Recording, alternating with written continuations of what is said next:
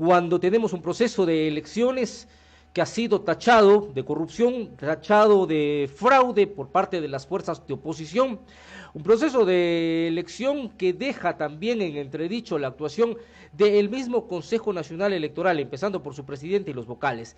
Este es el Ecuador en el que nos desenvolvemos en estos días, y del tema vamos a hablarlo con Edgar Jara, nuestro analista político que se encuentra ya en la pantalla de retorno. Edgar, bienvenido, buenos días.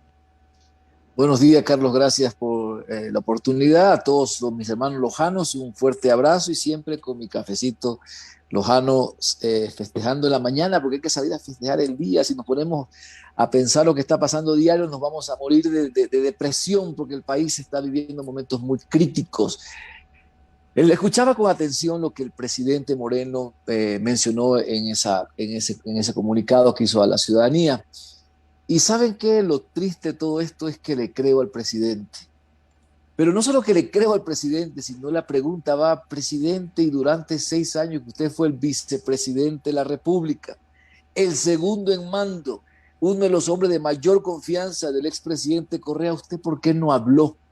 ¿Por qué no dijo nada? Mientras la ciudadanía, todos veíamos a diario fotos que salían y comunicados y acuerdos entre la Cancillería cuando Patiño era canciller y los señores que forman el grupo Latin King y los señores que tenían problemas legales de narcotráfico, tomándose fotos con el presidente Correa, con el presidente en esa época Correa.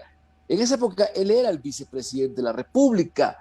No sabía, estaba como un mueble de adorno, no tenía idea de lo que pasaba, recién se da cuenta ahora que es presidente, cuando le afecta a su gobierno. No estoy diciendo que lo que hicieron fue bueno en la época pasada, ni justificando la revolución. Lo que estoy es simplemente diciendo que hablemos claro, ¿no? Si el presidente Moreno sabe todas esas cosas, ¿por qué no la dijo antes? ¿Por qué hemos esperado llegar a lo más trágico? Casi ya vimos 100 personas asesinadas, entre ellos en las penitenciarías principales del país. Vivimos en un proceso electoral viciado de ilegalidades. Estamos hablando de que hay una gran posibilidad de un fraude, y si ese fraude se da, no es del señor Yacu Pérez, no es del señor Lazo, ese fraude viene de la revolución, del señor Arauz. Y aquí sí se conecta algo bastante criminal, bastante serio, donde el presidente debe ser más claro, hablar con más claridad o actuar de una forma directa con fiscalía para hacer lo que tiene que hacer, pero al mismo tiempo, y ahí entramos a la reflexión, ¿dónde estaba? ¿Dónde estaba Lenín Moreno durante los 6 años de vicepresidente de la República mientras pasaba todo esto? No lo sabía. ¿Qué grado de ignorancia vivía este señor? ¿O simplemente qué grado de adorno era en el gobierno? ¿O lo saca ahora porque no le queda otra alternativa que hablar lo que sabía? Eso tenemos que analizar a los ecuatorianos, Y hay temas, el tipo de Edgar, presidente que tenemos, ¿no? exacto, y hay temas también que el Ecuador los conoce, los vivió. Por ejemplo, la salida de la base de Manta bajo el discurso de soberanía. Es que aquí somos un país soberano y los yanquis no pueden venir a nuestro pequeño país soberano con una base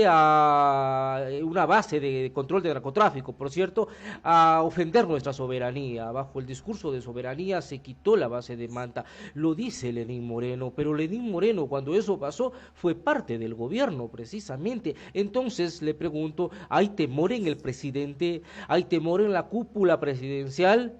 Hay temor en los ecuatorianos, es evidente. Existe temor ante las amenazas que se están viralizando en panfletos, medios de comunicación y redes sociales. Bueno, el único temor que creo que el presidente tiene es el descontrol. Él no tiene el control realmente de lo que está pasando y justifica con algo pasado donde él fue parte también, porque fue el vicepresidente de la República. El tema de la base de Manta, también lo he dicho durante años, esto no fue por cuestiones de soberanía, eso fue puro cuento. Cuando hablamos de soberanía y permitimos que durante 10 años el socialismo cubano, el socialismo venezolano venga al país y introducir cientos de médicos y profesionales socialistas, comunistas, bolivarianos y cubanos al país para que traten de lavar el cerebro a los ciudadanos ecuatorianos, eso es soberanía, eso no es soberanía. Cuando dejamos que los chinos lleguen al oriente y se cojan las minas de oro, manejen el petróleo nuestro, ¿es soberanía? No es soberanía, ese fue un cuento, porque si hablamos que la base de Manta era controlada por nuestro amigo tradicional, que es Estados Unidos, donde se combatía el narcotráfico, el terrorismo, se la quita, no fue por soberanía, fue por lo que dijo el presidente Moreno. exactamente por lo que mencionó él. Pero aquí, repito otra vez, si el presidente Moreno habla de la base de Manta, que nos cuente del principio qué pasó, porque él tiene que saber. No, yo no puedo imaginar que el segundo en mando, que el segundo comandante en jefe de todas las Fuerzas Armadas, el que es el hombre segundo en el país en todo, no conocía esto. ¿Por qué no lo dijo? El tema de la base de Manta es muy delicado, muy delicado. ¿Espera qué? ¿Que los periodistas lo hablen? ¿Que los analistas políticos lo analicemos? No, él tiene que dar la cara y decir por qué habla entre hilos, entre líneas. Él no habla claro, da a entender, sabemos lo que está diciendo, pero no es claro.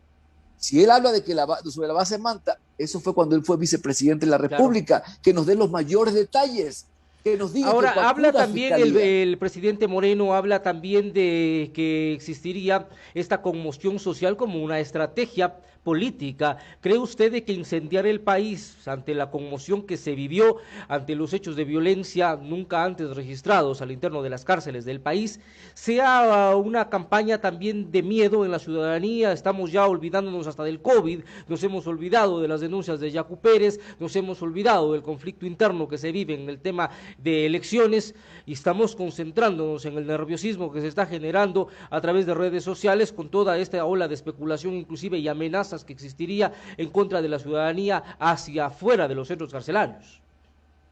Bien, yo mencioné durante años, cuando empezó la revolución correísta en el 2007, que Correa fue muy astuto en imitar el sistema publicitario de los nazis en la época de Adolfo Hitler, cuando ellos creaban noticias para tapar noticias. Ese tema lo he mencionado por años y es real.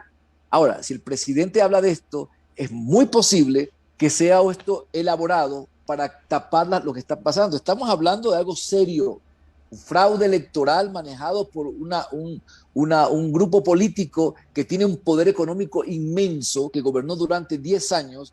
Estamos hablando de un fraude electoral, estamos hablando también del tema COVID, de ese mal manejo de las vacunas que ha existido y donde no solamente pasa aquí, pasa en muchos países del mundo, y es verdad, pero esta noticia logra que todos hablemos de un tema y dejemos a un lado fraude electoral, dejemos a un lado lo que está pasando en otras cosas importantes en el país, como el tema del COVID que mencioné.